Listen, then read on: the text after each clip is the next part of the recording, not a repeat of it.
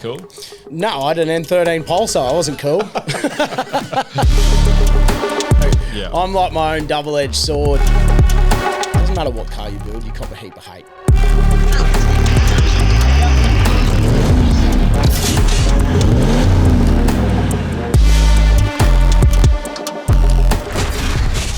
On today's podcast, we have a special guest coming in who is very influential on social media. He's got a big YouTube channel, big following. I actually met this particular person a few years ago when we did his 79 series. Awesome guy, very, very lovely to talk to, and has a massive passion for the four-wheel driving industry.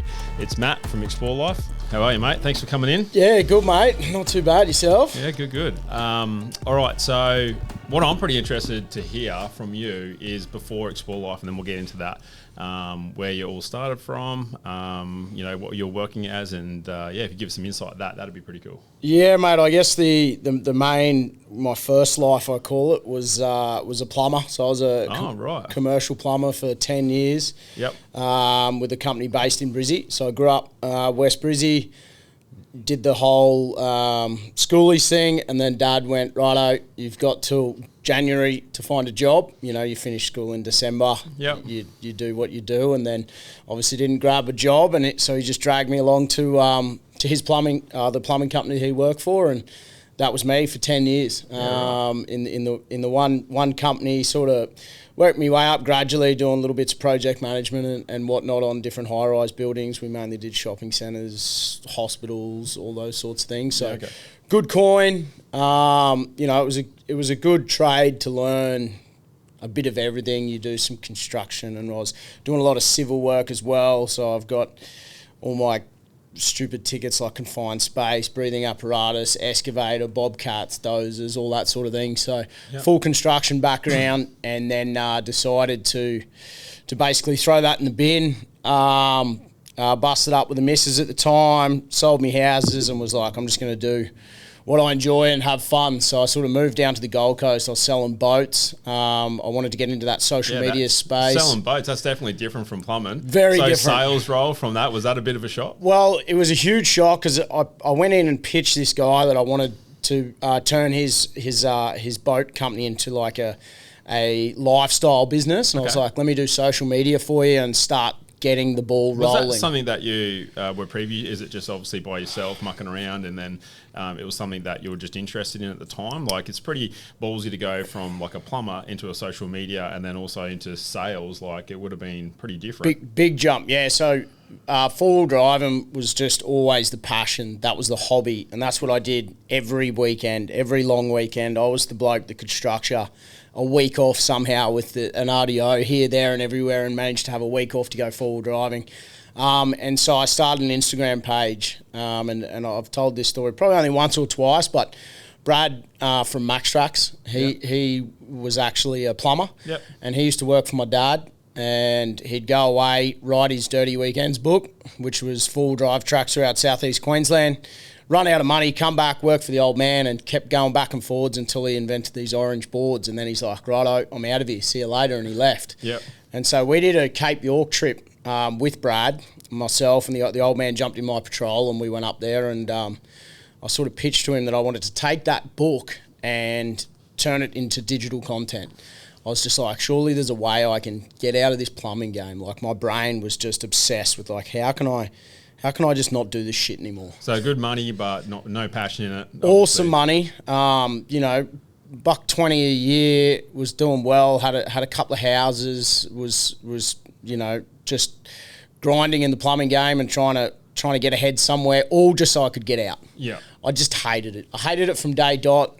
I never enjoyed it. It's the construction industry can be a very negative space too, in some aspects, especially in the commercial. Like, you're working around old blokes that just, a lot of them hating their life. There's good people, and when you got a good crew, construction's awesome. You love waking up. When you got a bad crew, you're like, I don't want to get out of bed today. I don't want to deal with this. But the goal was to get out. And so me and Brad were going to try and create this business, all terrain, and that was going to be, I wanted to call it Dirty Weekends and basically just run with it. And then Brad being Brad, like the powerhouse he was like, right, I'm going to do this all-terrain business. And then a week later, he'd bought domains worth $8,000 and this and that. And I was just like, holy shit, how do I fit in here? Like I'm already on the curb. Yeah. And so I was like, all right, I'll create an Instagram page. So I started one called explore_4x4. And I was like, I'm going to see how fast I can build this Instagram thing, because it was brand new. And I was like, see how quick I can get this from zero to whatever, and then I'll go show off to Brad and be like, hey, mate, I did this. Can I do the social media for that role? Mm-hmm.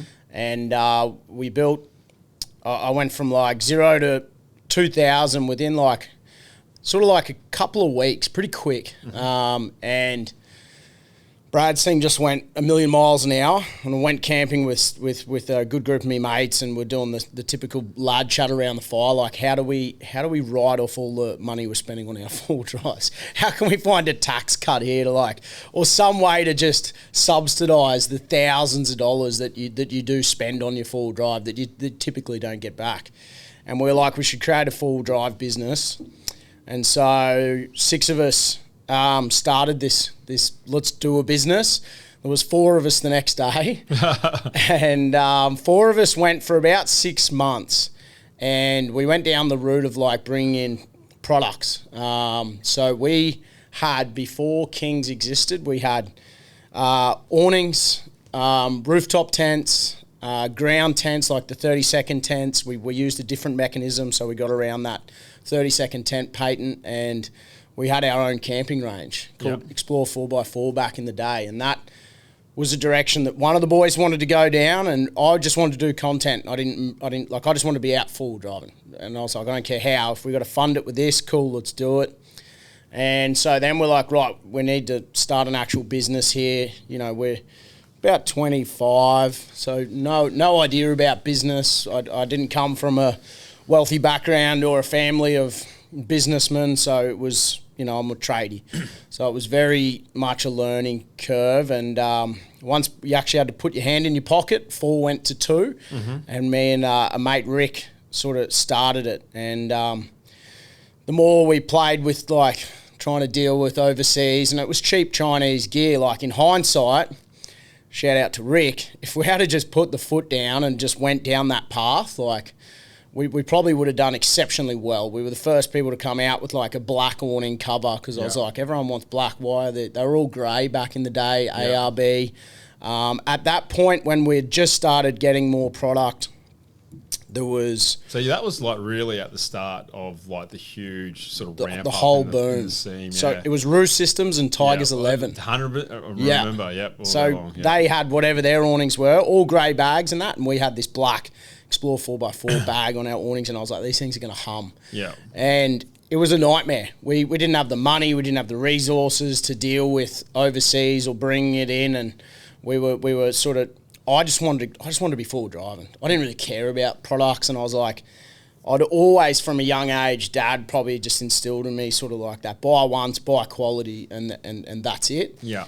And I was just like, these products are shit. I was like, I don't like these products because they weren't the premium. I was like, I had an ex-ARB photographer's car. So my patrol was just this ARB truck, and it was all pretty good gear. And some of our components on our awnings and that were still probably the same level that certain brands that don't need to be mentioned are today, and I just didn't like it. Mm-hmm. And so we had a bit of a barney between me and me mate, and I was like, look, I just want to focus on shooting content. This is too hard. This is above me, this product thing. And he was too busy that he couldn't come out and shoot content. And so this is before YouTube, we'd even done a YouTube episode. Yeah. So we split. I bought him out of the business that wasn't even a business, but we're still mates today. And yeah, I started this. Oh, sorry, to get back to starting the Instagram Explore 4x4. When we decided to pick a name, I said to the boys, like, hey, here's this Instagram that I created on the side for Brad, nothing to do with the boys. And that's how we picked Explore 4x4, and that's where the brand originally started from. So did Explore Life come after that, when obviously you bought out your mate? Then is that sort of when you went, hey, I need a sort of a different name to run with here? Is that Explore Life from that? So the Explore Life was a tagline. So it was Explore 4x4, live the Explore life type thing. Yeah. So it was always a tagline on our shirts. I think we had Explore 4x4, and then on the back we had an Australia logo, and it was like the Explore life. Mm-hmm. And yeah, basically all this was happening while I was quitting plumbing, and it was just an Instagram page. And I moved down to the Gold Coast, and I was listening to podcasts at the time and trying to just learn how I can have a business or create content or get out of the plumbing game. It all comes back to this goal of like, just get out. So did you transition slowly, or did you come to a point one day where you're like ring your old man up and you're like, hey man, I'm out, like I'm not doing this anymore, and like didn't turn up and then just committed? Or I had an Instagram page of about 30 or 60,000, somewhere there. And I hadn't shot a YouTube episode yet. And I hadn't shot a YouTube episode yet. And I just, I finally got the job that I had been doing for a while. The big boss come in and was like, hey, all right, you're going to be a project manager. You can go run the university job. You're going to have leading 2 foremen underneath you and leading hands and bits and pieces. And at this point, I was running jobs with people that were getting paid more than me. And because I was sort of family as such, like Dad's been there for 20-something years, I got looked after really well in like every course I wanted to do, but I never really got progressed into a certain pay level, and I may not have been ready for it, but yeah, anyway, the day he offered me the job, I quit. So he's like, here you go, mate, project manager, and I was like, I quit, and I sort of promotion, yep, done, I'm out. Done, I'm out. I was like, if I take this, I'm done. Here forever. Yeah. I'm here forever. And so I had to tell the old boy that I quit. They would have thought you're crazy. Crazy. Like they're like, man, you just got the job opportunity of a lifetime, and you're like, man, I'm out. Like, yeah, I can't do this. You've been working at this for 10 years to do this role, and I was like, I quit. Yeah, right. And so yeah, the goal was just to play in this social media space, learn more about it, and one of the podcasts I was listening to was like, just go and work in that field. So that's where I pitched to this boat company, hey, I want to do some social media for you 2 days a week. And then my goal was to just spend 3 days a week just doing Explore. And so we just started shooting our first YouTube series. We only did 6 episodes in the first series, which was, the first 6 months. So I was working for this boat company. Then I managed to get into the sales side of it kind of by accident, but I really enjoyed it, and I was actually quite good at it. And so a 2-day-a-week job turned into full-time gig, doing social media for what was High Octane Marine. I was also doing social media for Riviera, the big white yachts, because my old boss owned a Riv dealership as well. So I went from plumbing to having a $400,000 30-foot wellcraft, and I'd follow the big boats out to Lady Musgrave Island, like 14 white Rivieras, and I'm just shooting drone shots and helping one of the videographers there. That would have been awesome. Psycho. I was just like, how is this a job? So my job was to like wake up and take them fishing on this luxury fishing boat, twin 400R motors on the back, and I was doing that, and it become this full-time job, and Explore was sort of when I had time for it. I was doing all the regional boat shows, all the any boat show anywhere or outdoor show we were taking all the boats to. So it ended up being like a 7-day-a-week job. Yeah, right. And then they actually sacked the head sales guy, and it was kind of like, all right, do you want the gig? Here's your work trucks, like an F-150, black F-150, which was like psycho at the time because they'd just come out. Yeah. And that $400,000 boat, I was using it on weekends to go get coffees and stuff. And I was just like, oh, I quit. So mum and dad again are just like, what are you doing? Have you lost the plot? Like, you just got like this amazing job outdoors doing what you love. And I was like, well, if I take this, I'm done. Like, Explore's in the bin. It'll never be a thing. And so from that day forward, I just went all in on Explore. And what was the thing that you wanted from Explore Life? Like, obviously, to quit those jobs, especially having the jobs that are dream jobs to a lot of people. Yeah. And then what was it that were pushing you to, obviously, that feeling? Was it the fact that you wanted to create your own content and that's what you were really passionate about, or you wanted the decision to make your own decisions along the way and you didn't want to be tied in? Was it the constraints of being tied into one position for that time, or?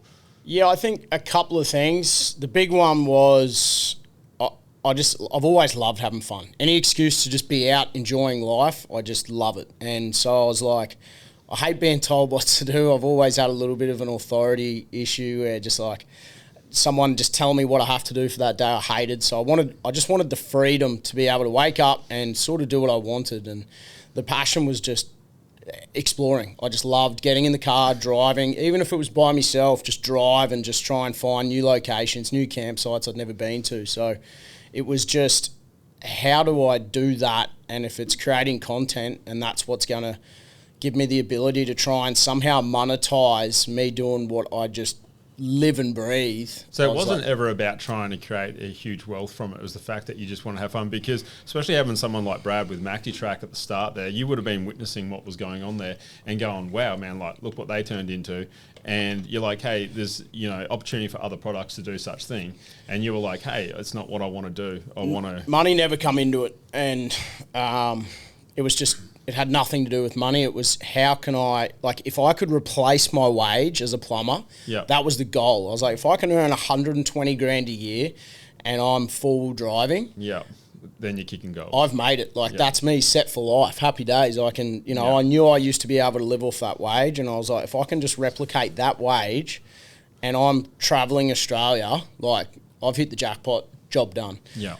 And I think it was only off the back of realising how hard that was initially to do, and then just from growing as a person, I guess, and seeing other businesses around me, and always wanting more, in the fact of more freedom. To get more freedom, it's more money. To have more toys that I wanted to use so we could explore further, like bigger boats, tinnies. When we go up the beach, I like taking jet skis and toys. So it's just always been this game of how can I earn enough now to fund all of this. So it's never about money. It's just about being able to get that dream lifestyle. And I think that goalpost keeps moving with time. And then it's like, okay, how can I then help me mates? How can I try and support the family? And the goalpost just keeps moving as you grow and as you get more into business, and your goals just keep pushing out. There's definitely an end date. I don't want to be a billionaire sitting on a yacht or a private jet or anything like that. It's still just to have this shed with all the toys that I love doing. I'm comfy, the family's comfy. That's me done. So that's always been the goal. And awesome. All the businesses that we've now got are all based around just trying to fund that dream. But as you know, the bigger the monster gets, the more wheels you need to feed it, and it's a snowball. Do you find now that, obviously because of the size that you are, is the fun taken out of it a bit? Because now it's more like, hey, like you just said, once you start turning that wheel, it's a big wheel and you can't slow it down. It's something you've just got to keep on turning up and doing those things, and it changes your train of thought. And like I notice with what I do, like I have a huge passion for a part of my business, but not all of it I'm passionate about, because there's areas that I want to particularly be in, but there's hard parts as well. And I guess that now that you're constricted to what you've created, I guess you have more employees and they're doing their bits and pieces, and they're probably doing the stuff that you don't really want to do. But still to that, it's, do you have the freedom where you can just jump in the car and be like, I'm out for 2 weeks and piss off? Or is that pretty hard to do nowadays? It sort of ebbs and flows. So like sometimes I do go like, do I just throw all these other things in the bin and just go back me and a GoPro and travel, and that that'd earn enough? But I think you just grow a little bit too ambitious and you want certain things. So as you scale, it's this game of like, okay, I can't leave. I'm I'm working. I'm in the office, and then you have a little bump up. Something goes well, and then you bring more staff in, and you just get that little bit more flexibility. Yeah. And then I can't help myself. I see another venture, and I'm just like, bang, let's go into that. So I just take any like slight leg up, or we're just starting to look like we might be getting ahead, or might be able to hire a couple of other people, bang, throw it into something else, and then we're back to that point where like I can't just get up and go. And I had a pretty big hire early on in the days. I put an ops manager in, and he's now a business partner, and he freed me up to be able to get back out on the road and do more and stay away. That's how we managed to pull off being in America for it was meant to be 6 months. It ended up doing 4 months because I had an injury. But yeah, he freed me up, and now I've got a few other things on the go, and now it's get here, you're back in the office because we're drowning, and so we're back on. We're in a crazy grinding phase at the moment. Yeah.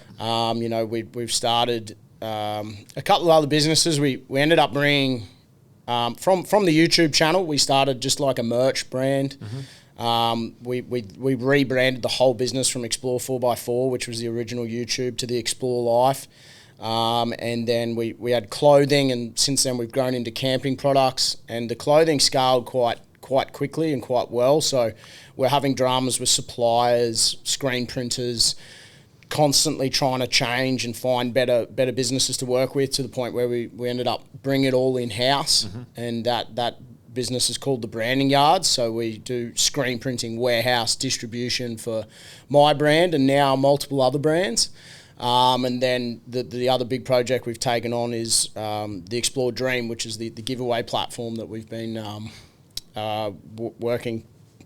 It's about 5 months now we've been in. We just gave away our 5th prize. So Yeah, awesome. So that's been just a huge amount of cash to get that up and running, and a huge amount of time. It's you know what it's like when you start a new venture. It's you're back in the dirt, and you've got to rebuild, rebrand. Yeah. It's massive. It's huge. So that's been just this massive amount of time and cash just gone, and now we're grinding harder than I've ever been working ever, which is crazy. Is that what you wanted, but like, did you want to get to this stage, or this is not the fun part? Or like, you're sort of going, hey, you know, I'm happy where we are, but yeah, you know, I guess you always want something different. I love the grind. I love the challenge of like building a brand from the bottom up. Yep. And you know, we've got a couple of other clothing brands that we're ripping into very shortly. So you're sort of back to that original way of having, you know, obviously merch, but then also products and so forth, which is where you originally started. Yeah, so you've sort of done a 360 and come back to it to some degree. Yeah, which is pretty wild that we had, you know, full camping products, and now we're at even smaller camping products than we had back then, because looking at doing awnings and rooftop tents and all that now, like the warehousing space you need, the expense. But yeah, it was pretty crazy to do a full circle. Even, I guess, to pay for all this, I mean, product helps with that, but also sponsors with some stuff that you have on. But I'm guessing a lot of that doesn't come from, hey, it's giving you a big paycheck at the end of the day. It's sort of more, you know, products and bits and pieces, and retaining some of that to be able to do, you know, the content that you need to do, because it all costs money. Sponsorship for us has always been a challenge. Yeah. I'm very picky with who we align with. Yep. And if you look at our sponsors over the past 5-6 years, I'd say 80% of them are all still there. So yep. I knew the brands I liked, and I knew the brands I wanted to align with, and I started almost with those guys. It took me 3 years to get BF Goodrich. Didn't have another tyre brand. Just waited and just kept hustling them. Yep. And Red Arc have been with me since the start. There's Brown Davis have been there early on. There's plenty of companies. ARB were obviously a big one. We had a pretty big change up when ARB essentially had a full marketing shift. They're a big corporate. They're listed, and they had this huge marketing internal change and restructure. They're not a sponsor still? Are they still a sponsor? ARB haven't been a sponsor for probably 2 years now. Yeah. And so they took up a lot of our catalogue, essentially our bull bars, our lighting, our suspension was always, I didn't use a lot of their suspension, but they were a fair bit of our vehicle catalogue, and I fought tooth and nail to try and maintain that partnership, but unfortunately I'm a small fry. They were a major sponsor. I knew I could part it out and probably earn more, but you know, like I said, my car was the old ARB photography car. And they have some good gear. They've got some great gear, and it's the gear I frothed when I was younger, and so when that relationship ended, because we couldn't wait any longer for a sponsorship while they were doing internal changes and whatnot. We went looking, and it's been a blessing in disguise, because I have a little bit more freedom with my builds now. Like I use different bull bars depending on each build, because it's not always an ARB bar that we want that suits that vehicle or something like that.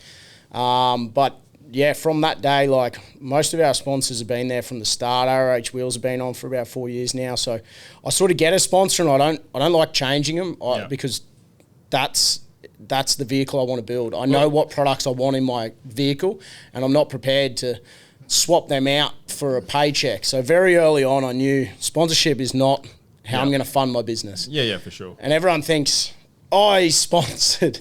Yeah. Mate, the amount it costs us to put content together, sponsorship doesn't pay for that. It doesn't even come close. Yeah, for sure. Because we spend too much money. We go too far. We're going remote. We take multiple vehicles. Yeah. The breakages, there's 50 grand in vehicle maintenance last year alone. I think the America trip with all the fuel and like psycho amount of money goes into content creation. And when people sit there on YouTube and they're like, oh, you're sponsored, and it's like, mate, you're watching it for free. We go backwards just with the creation. Like if we didn't have the support that's where the clothing brand and the products come back into it, was like, for sure, it kind of funding makes sense, everything. It's just what has to be.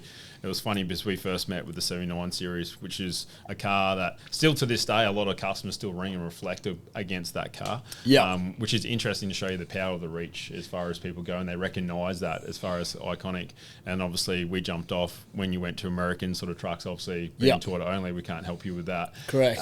But what was it like when you had a car built here and you went to the States? I mean, that's definitely a different audience base, everything. It seems to be a lot different to going there. Was that a positive thing or? No, it hurt us a lot, to be honest.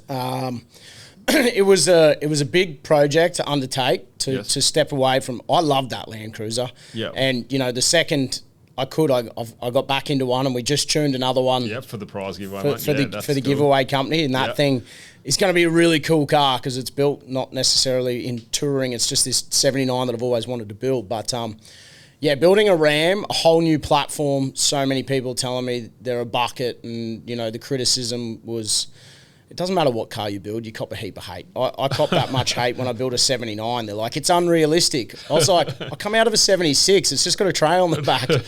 And we put a lot of time and energy into building that vehicle here, shipping it over. We bought it here before they did the conversion because I wanted to build it with my Australian sponsors, and I wanted to build it with the guys I know that can build my trucks because I like it built a certain way. And we shipped it over there, and with no real research, nothing lined up, I thought I'll just do what I do here. I'll get in my 4B and I'll just drive. I'll find cool shit and we'll have a good time and we'll meet cool people. And America doesn't have the travel culture that Australia has. Yeah, it's surprising. I've spoken to a few people about it, and it's different. Like, they have a large population, but as far as the culture of what we do here is very unique. Very niche. Like. Yeah. So if you were to compare when we say four-wheel driving, it's just anything that does four-wheel drive, rock crawling, your big tourers, your weekend warriors. Yeah. Over there, America segment everything into its own little niche. And so overlanding is what they call our touring. Mm-hmm. And so that's just its own niche. Rock crawlers, all that, completely different. They don't hang out. There's no crossover.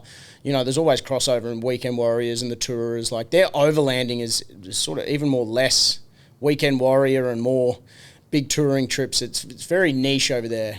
But to put it in perspective, our four-wheel drive shows, what do we got, 30 million in Australia, are the same size as the overlanding shows in America that have 330 million. Like, the numbers that go to the shows are pretty much... That's crazy. Identical, which blew my mind. I'm going over there expecting this huge 100,000 people at a show, and it's just not the case.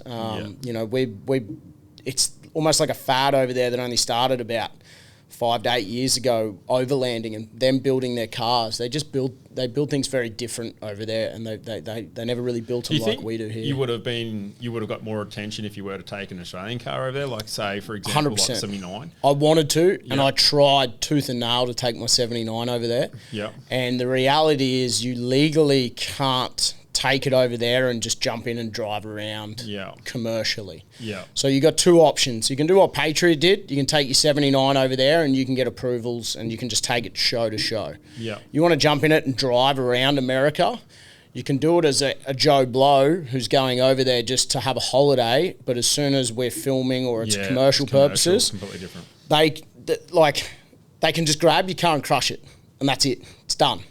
And so I was like, well, that's a very big risk.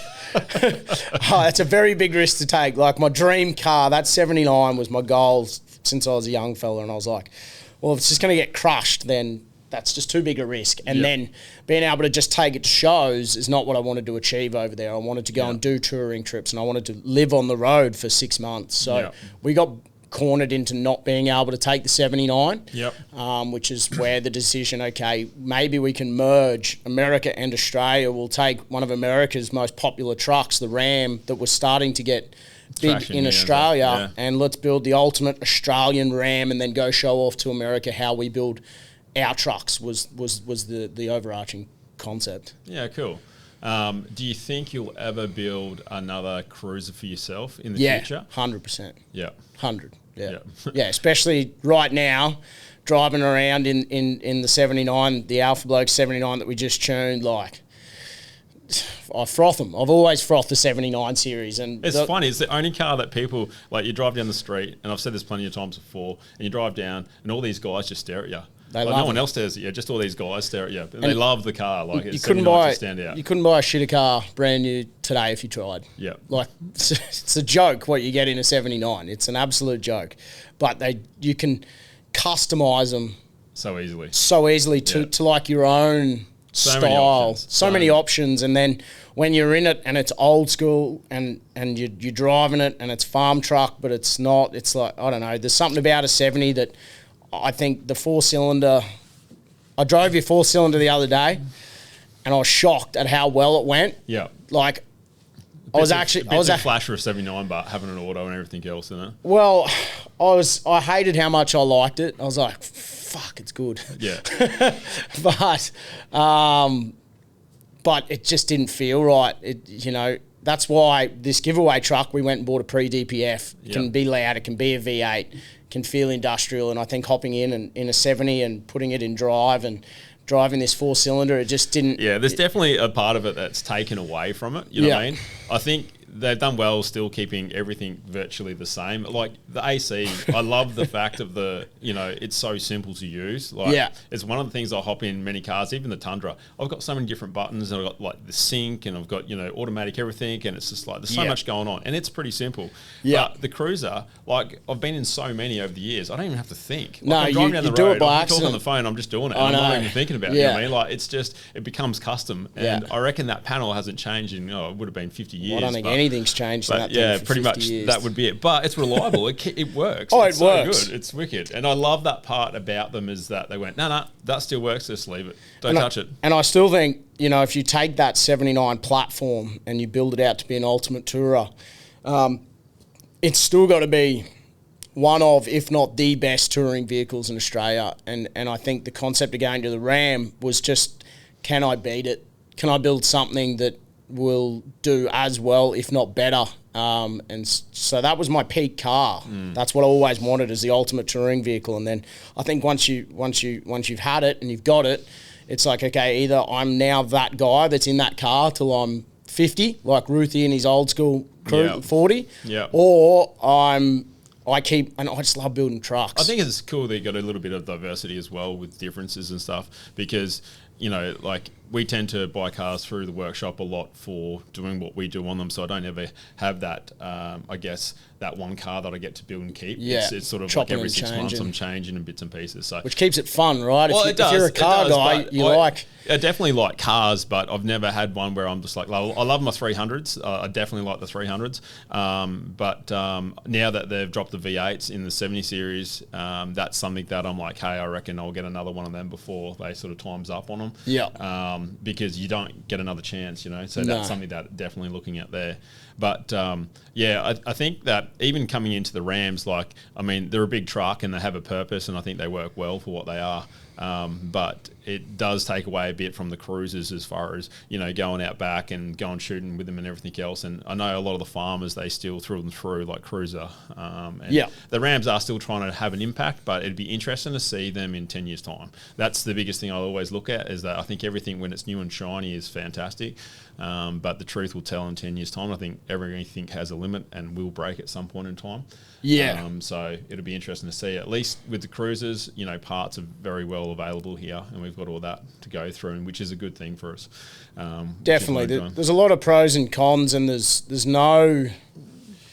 I don't know if there is the ultimate vehicle. It's just got to be the ultimate vehicle for what you do and how you want to use it. The Rams... I have fallen in love with the Ram platform. I have 3 at the moment. If anyone wants to buy a Ram in America, please hit us up. I'll do you a deal. But, my daily's a 1500 Rebel. Yep. I love that car as a daily driver. I hop in. I've never had a car that flash in my life. Comfy. There's so many bells and whistles on the things. So many bells and whistles. You got the Tesla screen in the middle. There's a sunroof. It's just a nice car to drive day in, day out. I've only driven... I drove 70 series for 6 years, so it's like, it's flash. It's really flash for me, and I was just like, holy, and I love it. But that thing's useless as a tourer, right? Forget about trying to build a 1500 out as a proper tourer. They don't have the load capacity to build it to a spec that I now tour in. So that's why I went to the 2500, which is a bit bigger. It's a big truck. A bit too big perhaps for certain scenarios. And so then I was like, okay, how do I shrink that? And so we went to the single cab.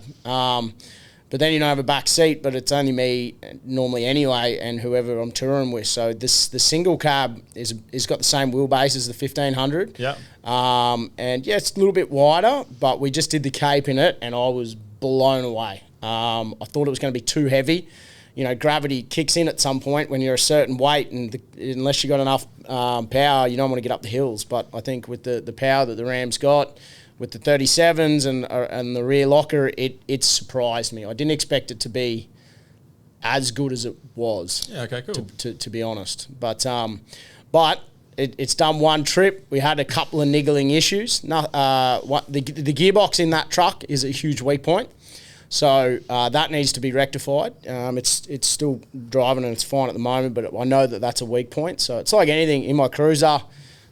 A clutch is a weak point once you put too much power through it. Once you go too big of wheels, you need to play with your diff ratios, and it's all the same thing with the Rams.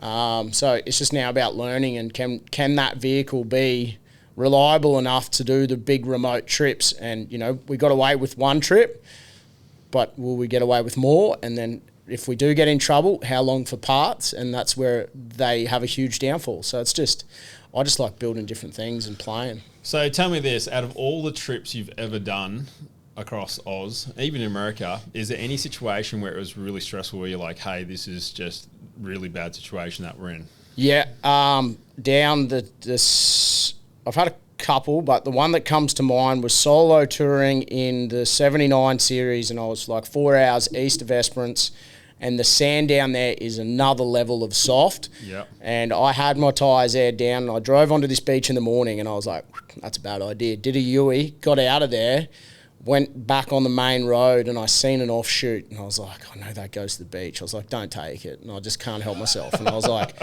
I haven't been down that road. And I was just like, fuck it.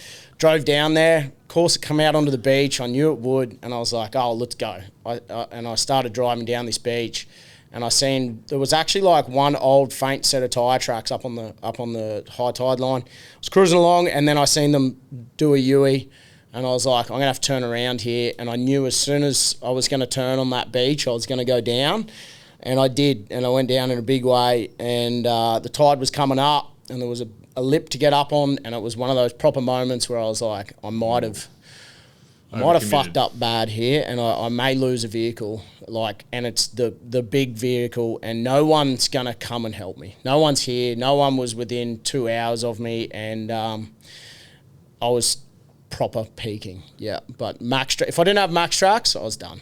Yeah, I was gone. So I managed to max track myself inch by inch, and it was inch by inch up onto the top of the sand dune, and just like sat down and just was like chill.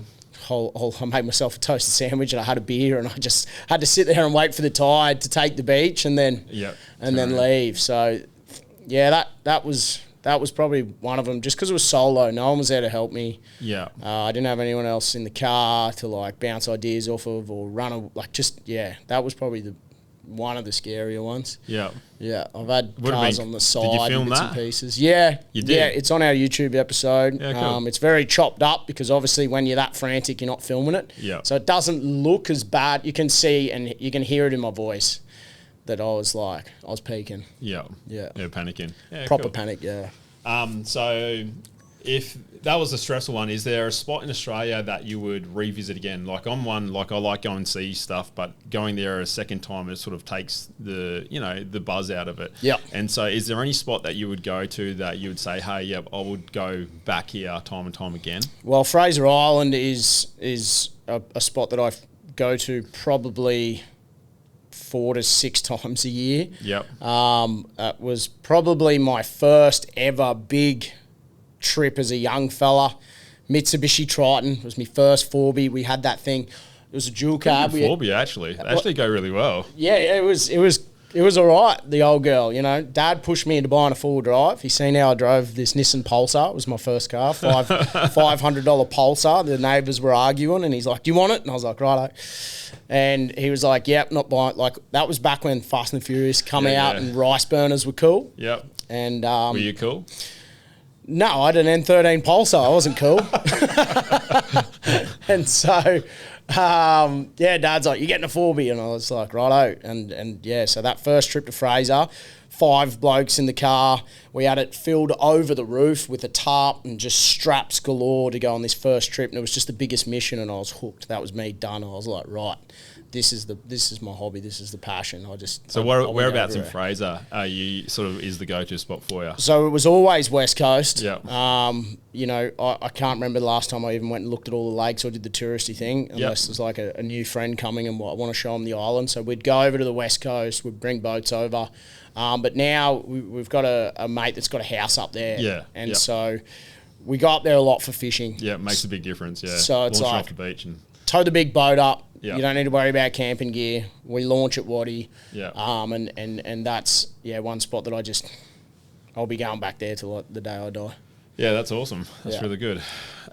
With the industry, we notice more than ever a lot of Instagrammers get in contact, and you know they obviously want to follow what you're doing, and they're all trying to start off and create that thing. And there's just so many of them now. I'm confused at who's who. So many. I'm far behind. So like, even when you guys first come on the scene, I'd seen some news feeds and bits and pieces come through, but I'm not one that I'll sit at home and sort of watch a YouTube video of someone doing it. I'm like, I hate watching race cars race. Like I'm the guy that wants to be in the car. You know what I mean? It sort of gives me a little level of anxiety. But now that I see a lot of it coming through and messages and everything else, how does that affect you by any means? Or is it something that now that obviously you've got long-term sponsors and, you know, you've got your merch, but it's pretty much every second person's doing the same sort of following suit. So, you know, definitely you set a trend and it seems to be the one thing that seems to be happening over and over again. So is that affect you in any way, or is that something that, you know, you think it needs to be in the industry, or how do you find it? Oh, mate, look, I think as a whole, influencers and people traveling and sharing their adventures and content is what essentially blew the industry up. It's what inspires other people to go and do it. Yeah, for sure. And it's brought this mass of people into the space, which is why now there's so many other businesses and this whole, like, when we were talking about, like, you know, roof systems and four driving was so small back then, really, and to what it is now. It's just this monster of an industry, and there's hundreds of businesses have been created off the back of it, and that a lot of that has to do with social medias and influencers. It also means all the awesome little camp spots, dickheads like me have ruined it. So I'm like my own double-edged sword. There's a lot of spots in Australia that I haven't put up, just probably don't want to get murdered by the locals for a start. So you always got to show a little bit of local respect, but then at the same time, there's places that you know everyone's going there anyway, and it's on the path, so you promote it. But it's changed a lot, and I think when I started, we were the biggest four-wheel drive page on Instagram for a minute, because it was so new, and I think at 60,000 followers we were the biggest page on Instagram, and then we just got monstered and run over the top of by the big guys, the All for Adventures and Action. That was about it back then. I guess the difference is with those guys is that your stuff was a fair bit more raw, wasn't it? Like it wasn't. You didn't have your full film crew or anything like that. No production company, no like producer, multiple film guys. It was definitely raw. I'm trying to think who were the other big YouTube guys, like Ronnie Dahl. He was more educational and review type stuff, just actual raw getting out there and filming. There was definitely a couple of guys back then. I can't even remember, but I used to know every page on Instagram that was like a four-wheel drive lifestyle. I knew all of them, and a lot of people that followed me and ran my stickers and did their thing went and then created their own brands. And a lot of people have tried really hard to come up. It's one thing to have a brand and have a YouTube, and then it's a whole nother animal to monetize. Yeah. And probably my biggest advice for anyone that's having a crack is, like, unfortunately, at some point you need to monetize, or you're in trouble. And I think that's why only a few actually do it long term. Mm-hmm. Sammy Isles has been around for a while. I remember when he come over to bloody Gold Coast and met up with me, and he's like, "I'm thinking about quitting my job, bro." I was like, "Just quit, mate. Just rip in." And so there's only been a few that have come up and lasted, but yeah, a lot of people do it for fun too. Families, everyone creates a page for their vehicle or their travels, and I think it's cool. For me, my favourite part of YouTube is that when I'm an old bugger sitting on the couch one day, I'm going to be able to watch all the adventures I've done, and that's something that drives me drastically. Is that looking back on some of the trips I've done. No way, so you won't be sitting home watching them. You'll be still doing it. Well, mate, that's bullshit. I will still be doing it for sure, but I think, like, I don't know, maybe to show me kids what full drive, what sure. Cape York used to be like back in the day, and those sorts of things. And I've seen it change drastically over the past. I think the first time I went was 15 odd years ago, and like it's very different now to what it was. And I think a big push for me in the future, and one of my big goals is when I can monetize a few of these other things more, it'll be to really tip some time and energy into keeping a lot of these tracks open. Ruthie had the Unlock Australia campaign back in the day, and I'd love to try and pick that back up. New South Wales at the moment is out of control. National parks are shutting everything left, right and centre, and it's a mixture of people doing the wrong thing and a mixture of national parks just locking shit up for the sake of not having to manage, I think. But it's something I want to dive into more in the future, and that's definitely trying to open some spots and really be a big push in maintaining, I guess, leaving things open. In Australia, we've got so much land, and that's something that we're very fortunate by. And there's so many things to see and so many places to go. Yeah. Like, even if you just had Queensland alone, it's huge. Psycho. We haven't even talked about WA, which is it's like another world over there. It's another planet. Yep. So, it's just crazy. So it's pretty cool. Something else that we've always touched on with a lot of the other podcasts we've done is the electric vehicles that we have out there. Now, I've seen you guys have done stuff where you've test driven the F-150, which is an electric car. I definitely don't want to get you in trouble with anything going on there, but the question more around it is that how did you find the cars?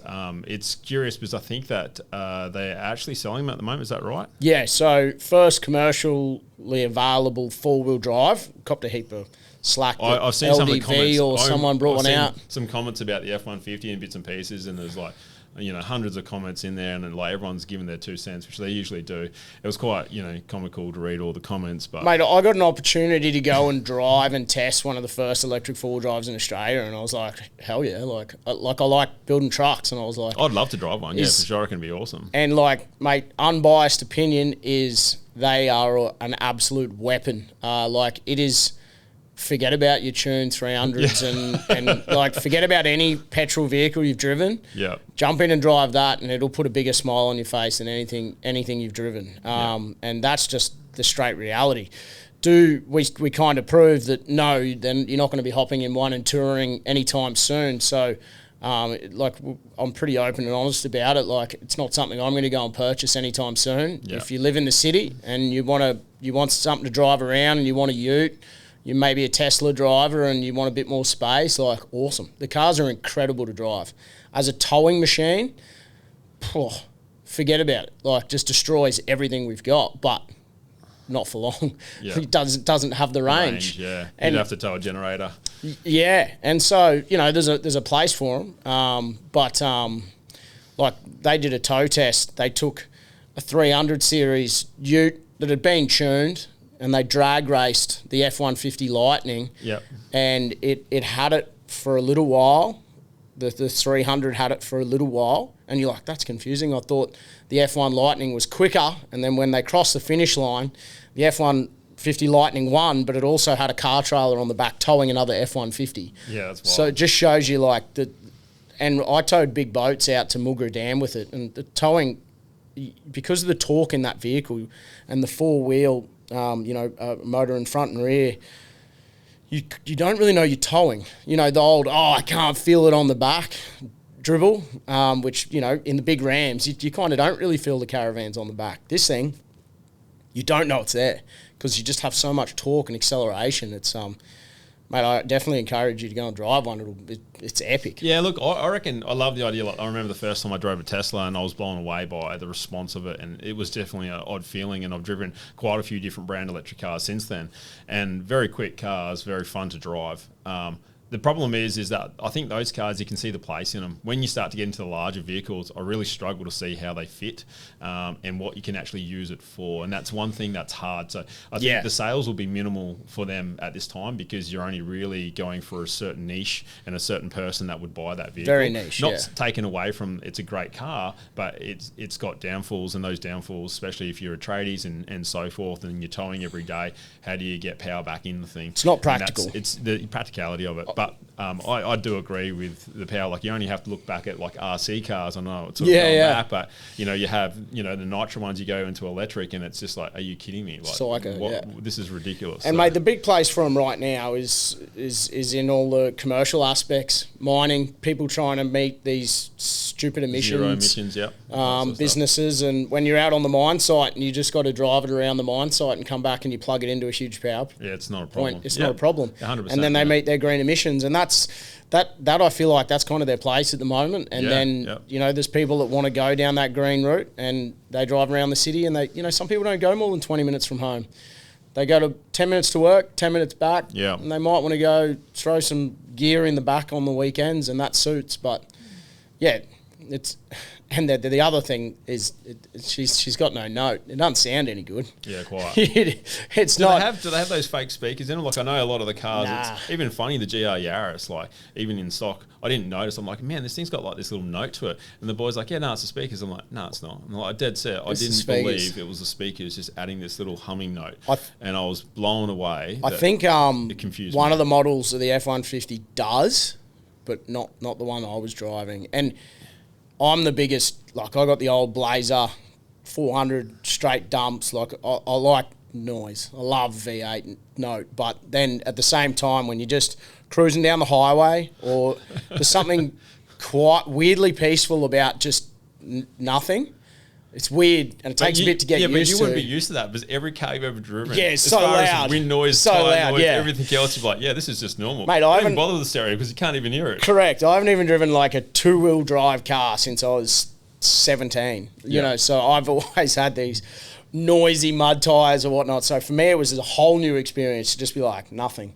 And I found it like eerily peaceful on some of the longer drives because when you're doing, the kilometres I do, 35,000 odd kilometres a year, and it's noise, or you got a big V8 roaring, but like I was just like, what's going on? Yeah, weird. So definitely weird. Yeah, pros and cons, mate, but it suits a certain niche, like we're saying. All right, so back to everything else. One of the questions I want to ask is one of your most proudest moments that you've had in your career. Yeah. Obviously, that can even be in your plumbing as well. Anything that you look and you reflect back on, you go, hey, yeah, definitely, I'm proud of myself for this. Is there anything you can give us insight into that? I don't know. There's been so many small ones, and I think you take a few for granted along the way, like hitting 100,000 subscribers on YouTube was just this end goal. Like, that would be amazing to get there. And then by the time you get there, you sort of take it for granted. But I think being able to, my biggest achievement is that I've sustained this, and I get to do what I love day in, day out. I reckon from the story you've just told me, the proudest moment that I can hear in your voice would be the decisions where you've made twice in your life to have, these job opportunities where you've said, no, that's not what I wanted to do, and I wanted to do this, and you're sure on that. And that just shows the passion that you have for what you wanted to do. And I think, majority of people out there would be like, hey, there's a comfort blanket by staying here, 100%. Having the job, I'm happy with doing that. But you went, no, I want more, and this is what I want. And I think that's, hats off you to that, because it does take balls to be able to do that. So I think that's pretty special in itself. Yeah, quitting that second job was that was a monster risk. That's a cool job.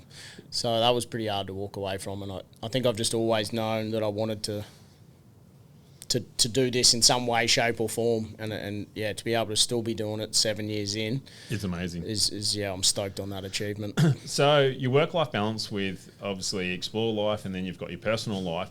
Yeah. Is it sort of merged together pretty much nowadays? Like, is it something that Massively. you struggle? Because what you used to do to relax and switch off, you've turned that into your job.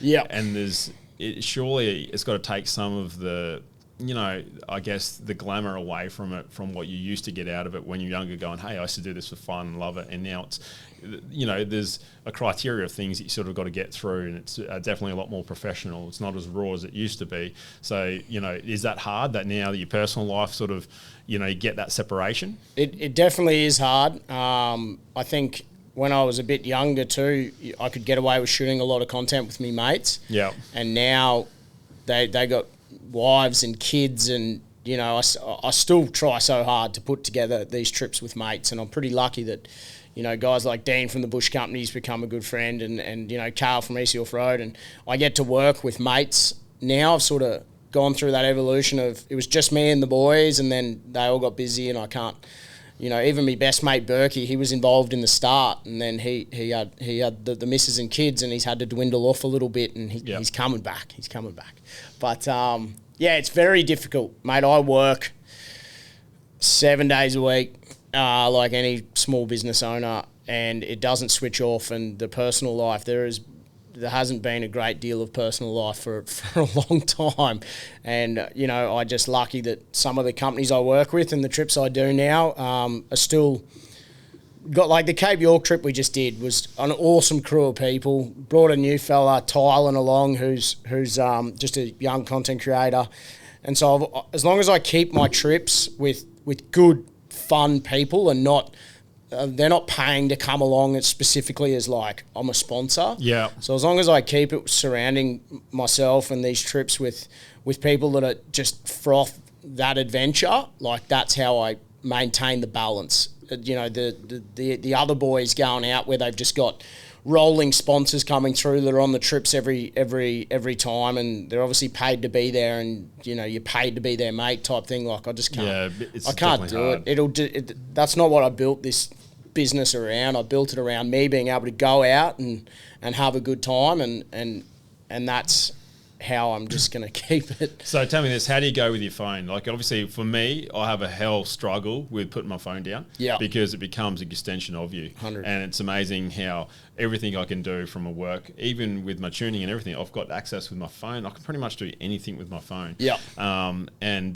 It shits me to tears because, when I look back, 10 to 15 years ago, I wasn't connected to it. Man, I could literally not even pick my phone up for a week and I didn't give a shit. Yeah. You know what I mean? Now I can't even put this damn thing down. Do you know what I mean?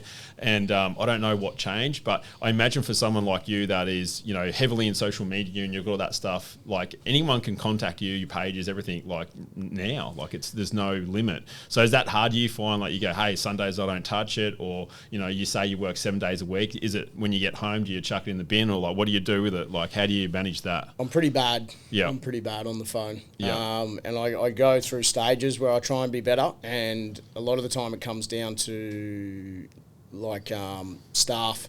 So now I've got like just a full-time social media guy, and I manage my personal page, and I'm still across everything, but it's more like a quick browse now, and like I still reply to just you know, most of the because you must have things, hundreds of comments, and it's like you must have like the feeling of like, hey, I've got to keep on, you know, going and answering questions and going through it. And it's pretty demanding, especially it's, you know, people realize they get maybe one question or, you know, a message or something like that, but when you've got hundreds to deal with, yeah, it's and a lot. multiple pages, so you know, 100,000 on my personal page now, so that's just stepped up to a whole nother level. You know, the business page was already like that. The Explore Life are at nearly 250,000, so that's busy, but I have help with that. The Dream page being the new baby, and that's a community that I'm super passionate about building out, is like, now I'm heavily involved in that, but I just have assistance with it, but I'm still pretty well glued. Like, my escape was always going on trips, right? And like, I don't care if once I'm on a trip, everyone else can deal with the shit, and just bad luck, I'll sort it out when I get home. It's almost my attitude, because I'm the one on the trip that needs to be a certain energy level. I bring everyone up for the filming, like make sure everyone's having just this epic trip. So I really disconnect from anything else, and I'm like, we're here to have a good time and get the most out of this. But now Starlink has snuck in to the camping, and it's pretty amazing. But the last trip we took it for the first time ever, because I was like, no, and we took it on the last trip, and phone didn't stop. Well, we would get around the campsite, and Kale had one in his truck, and I had one in my truck, and everyone's sitting around the campfire on their phones. Yeah, that's just ridiculous. And it's disgusting. So I'd like get my work done, and then like to the other couple of guys, I'm like, you got your work, you're good, you're good? And I just go turn them all off. I'm like, that's it, phones down, boys, we're here to sit around the fire, this is what it's all about. So it's very much, it gets turned off on my trips. You get social guys, you got your posts up, because it was fun. First time ever, we would do like little daily social media vlogs of like what's happening through the day, which I don't think has ever been done necessarily. Like, we'd shoot everything that's happening on the teletrack that day, it's up on socials that night as a reel. And so that was fun to create. But yeah, I was just like, it's got to go off. Once the bush telly's on, like, nah, we're not sitting on our phones. It's not happening. And I think that's the part of the culture has definitely changed now, where we had that and then it's come back, and then the social media's taken some of that away. It's just so easy to get access with everything nowadays. I know I struggle with it. It's something that it's hard. It's definitely hard. And I guess a lot of guys have that problem.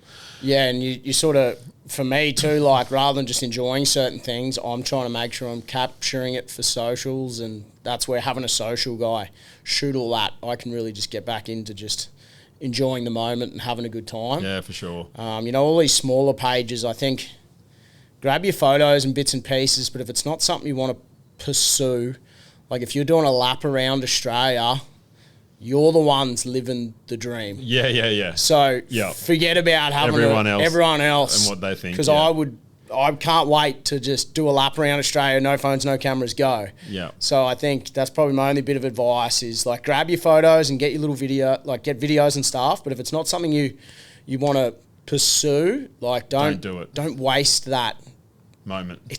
That is the dream, and I think some people miss that. Yeah, I definitely see that a lot. I wondered, you know, if they're trying to do it to create the income or what it is to do, and I get all of that. If they're creating the income, awesome, you know, go after it. It's social media. I never think that there's always going to be new people coming up, and so I encourage everyone, if that's your passion, go hard, go after it, find your niche, be yourself, and just stay true to that. But if you're just with your family, get present. Yeah, be in the moment. Because that's the real I think that's pretty dream. important. Yeah, definitely. So what does the future hold for you guys with Explore Life yourself? Like, you know, are you inspiring to be, you know, trying to get out there and be bigger? Or, you know, obviously we talk about the wheel turning and, you know, you can't really slow it down, but do you have an end goal? Like, do you have a 5-year plan? Like, where do you see yourself? What are you doing? Yeah, the goal is probably to be the biggest outdoor brand in Australia would be my end goal. So we want to expand the product range. Obviously this is all off my own back from zero, so it's just a scaling game that anyone in business would know. So I'd love to keep expanding the outdoor product range. There's a lot more clothing range that we want to bring out. So that side of the business, the Explore online store, and, you know, obviously get into wholesale, start being seen in more camping stores. That's the goal for Explore, is to be high quality, outdoor camping products that, buy one and it's good for 5-10 years. It's going to last you, and I'm pretty passionate about everything we do bring out. I really put my own spin on it. Yep. I've lived and breathed it. I've used so many different products. So whenever I release something, it's normally got a few small changes, and they're for a specific purpose. And they go copied very, very quickly. Very quickly, and sometimes by bigger brands, and you're just like, shoot me. I've spent so much time and energy and money in developing this, and then bang, it gets copied and it's out there. But it is what it is. We just maintain our brand and what we do. And then the other big one is the Explore Dream, which is the whole push behind this. And the dream is creating that community, getting back in touch with the community more. We're going to have meetups. We've got one down at the Dargo Hotel on the 31st of August, which is going to be fun. They've got room for nearly 400 camping. We've got live music. Come have a camp out with us. And obviously we're building out this discount platform that allows you to jump on and make it more accessible to get some of these products at a discount. And it's just all about building out this community where people can go and access things at a discount, make it more affordable. We'll start putting some more exclusive content up there as well. And then being able to give away these epic prizes every month. The prizes are just my dream builds and my dream things. I don't have them yet, and being able to give them over to someone that may never have had the opportunity to get them is very addictive. And I think with that community, the aim's to unlock Australia, keep things open, and just get back in the community a little bit more, because I found that's fantastic. I ended up just out shooting and a little bit. I don't want to go down the sales route where you only see me mug trying to sell you something, really. Yeah, no, that's cool. All right, so we're going to wrap it up now, and we're going to end up with some rapid fire questions. All right, so they're one-worded questions we're going to ask you. Righto. And so all you got to say is obviously one or the other. So we're going to start with first one: Land Cruiser or Patrol? Oh, Land Cruiser. And you had a Patrol to start with, didn't you? I still have 2 Patrols. All right, yeah. Yeah. Well, you do, yeah. I have more Patrols than Land Cruisers. Well, there you go. You can stay then. You're all good, mate. That's right. Tea or coffee? Coffee. Sand or dirt? Sand. Mountain or ocean? Ocean. Morning person or night person? Night. Night person. Manual or automatic? Manual. You hesitated there. Yeah, I love the autos more for four-wheel driving, but I still love manual. I like to drive it. Fair enough. Petrol or diesel? Diesel. LS or Barra? You know what LS? LS. Yeah, LS. Cats or dogs? Dogs. Dogs. Beach or bush? Beach. Turbo or supercharger? Turbo. Pizza or steak? Or steak. Disappointed. It'd be very close. I'd probably eat more pizza if it's steak. I love a good steak. Ram or Ford? Ram. Caravan or camping? Ooh, I'm going to say caravan. I've got one out the back there. I love camping. I don't know. It depends on what trip you're doing. All right. I've been bastardised. I reckon to be honest, caravan's good, but I think camping has a different. Camping's better. There's nothing better than just me car and rooftop tent and being more Simple. remote. But like I think just because I lived on the road full time with a caravan, like if you're gonna tour on the road for an extended period, sure. It's good to have your bed. Caravan. And else. You can just stay longer. You can like that little 14-foot van there. Like done. I'm gone for 10 years. Like that's enough. Yeah, that's awesome. Rooftop tent. After a 4-month stint, you're like, you start getting a little bit like you just want a decent shower. Yeah, for sure. Yeah. Mate, the last question we have is probably going to be the hardest one for you to answer. Would be Ram or 79 series?